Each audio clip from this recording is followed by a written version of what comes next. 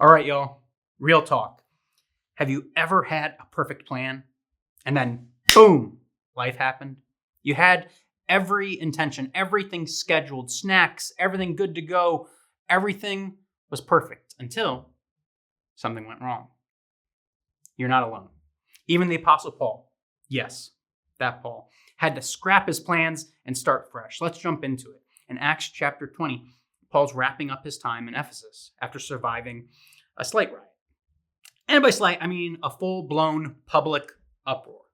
So he says, see ya to the believers there and set off to visit the churches in Macedonia and Greece. Paul's goal? Encourage the churches, build people up, remind them they're not alone. But then, curveball.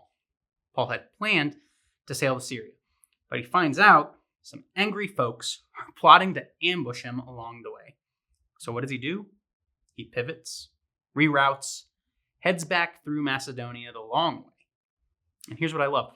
Paul didn't see the detour as a defeat. He saw it as direction. Sometimes the long way is the God way.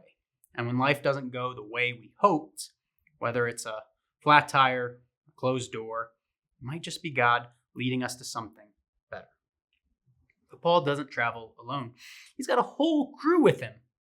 He's got his friends Timothy and Luke, the original church van squad ready to go. Why? Because encouragement and accountability are best shared. Plus, road trips are better when you're together, especially when you can share snacks along the way. This passage reminded me of three quick truths. The first is this, that God leads through detours. Plans change, life throws curveballs, but God still guides us, one faithful step at a time. The second thing is this, encouragement is fuel. Paul stops to pour into people. He doesn't just breeze through town. He shows up for the long conversations and the deep encouragement. Third and finally, we don't walk alone. I know you hear me say this a lot, but Paul helps really emphasize it. Paul brings people with him. He lifts others up and lets them lift him too. We need people in our lives who will remind us of what's true, especially when things don't go as planned. So this week, take a moment to read Acts chapter 20, verses 1 through 6. Just 6 verses. That's it. While you read, ask yourself, where might God be asking me to pivot? Who's walking this faith journey with me? And who can I encourage this week? Send a text, say a prayer, buy the coffee. You never know what God's doing in someone else's story.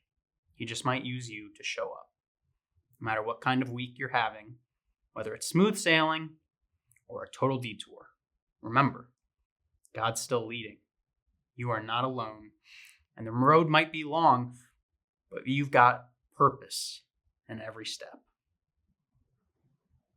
See you next time, y'all. Enjoy the journey.